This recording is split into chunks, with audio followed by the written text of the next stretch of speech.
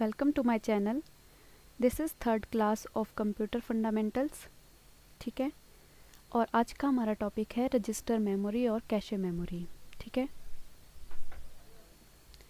ये special purpose memory का part है। ठीक है, जैसा कि आपको पता है कि हमारे पास मेमोरी होती है दो टाइप की। एक होती है प्राइमरी मेमोरी, जिसको हम मेन मेमोरी भी बोलते हैं, और दूसरी होती है हमारे पास सेकेंडरी मेमोरी। ठीक है, लेकिन हमारे पास इसके अलावा भी एक मेमोरी होती है जिसे हम बोलते हैं स्पेशल पर्पस मेमोरी, जिसके अंडर आते हैं रजिस्टर मेमोरी और कैशे मेमोरी। ठीक है, तो चलिए पढ़ते हैं क्या है रजिस्टर मेमोरी।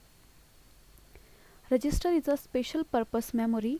ठीक है, register memory is the smallest and fastest memory in a computer. ठीक है, जैसा कि मैंने आपको बताया कि ये क्या होता है, स्पेशल पर्पस मेमोरी होती है और ये मेमोरी स्मॉलेस्ट होती है, फास्टेस्ट होती है। ठीक है, it is not a part of main memory.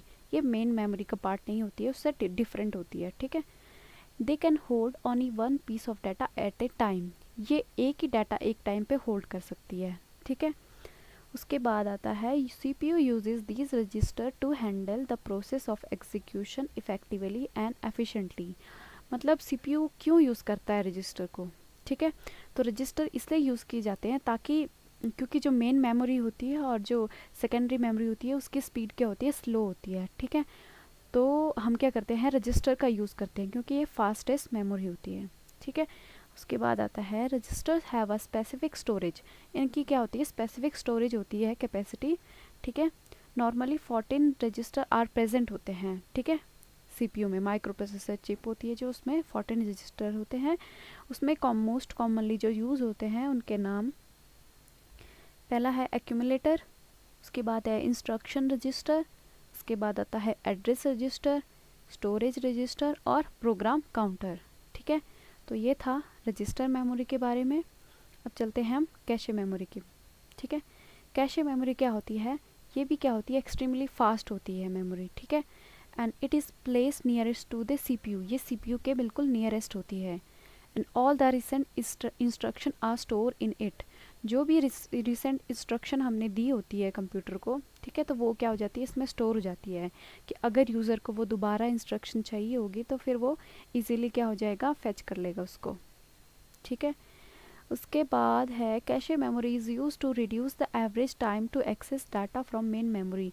अब क्या होगा ना कि CPU को क्या करना पड़ेगा, मेन मेमोरी या प्राइमरी मेमोरी से क्या करना होगा, डाटा जब चाहिए होगा तो उसमें क्या लग जाएगा, टाइम लग जाएगा। तो इसीलिए क्या होगा, वो डाटा अगर कैशे मेमोरी में प्रेजेंट होगा तो एक्सेस टाइम क्या हो जाएगा, कम हो जाएगा।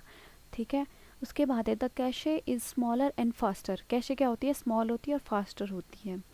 ठीक है, cache memory is costlier then the main memory. ठीक है, जो मेन मेमोरी होती है उससे कॉस्टली होती है। क्यों होती है, क्योंकि क्या होती है, फास्ट होती है।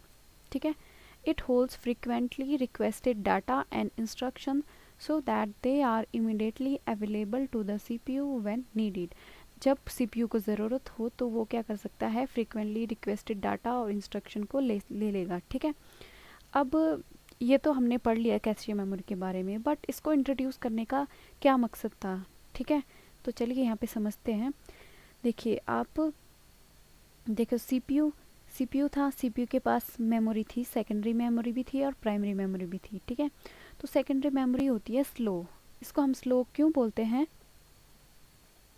क्योंकि सेकेंडरी मेमोरी के पास क्या होता है, डायरेक्ट एक्सेस नहीं होता CPU का।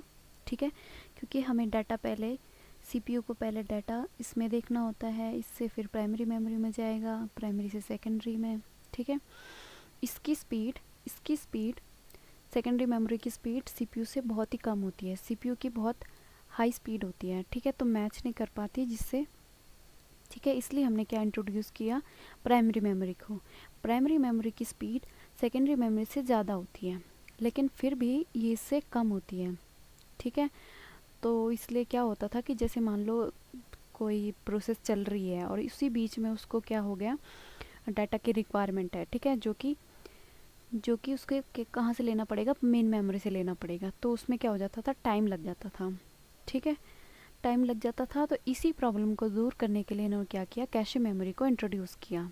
ठीक है, जो कि CPU के नियर में होती है। ठीक है, पास ही होती है, और क्या कर सकता है CPU, यहाँ से कैशे मेमोरी में देखेगा, अगर वो उसको डाटा वहाँ मिल जाता है तो ठीक है, वरना ये प्राइमरी मेमोरी से कैशे मेमोरी में चले जाएगा। ठीक है, ये तो था कैशे मेमोरी।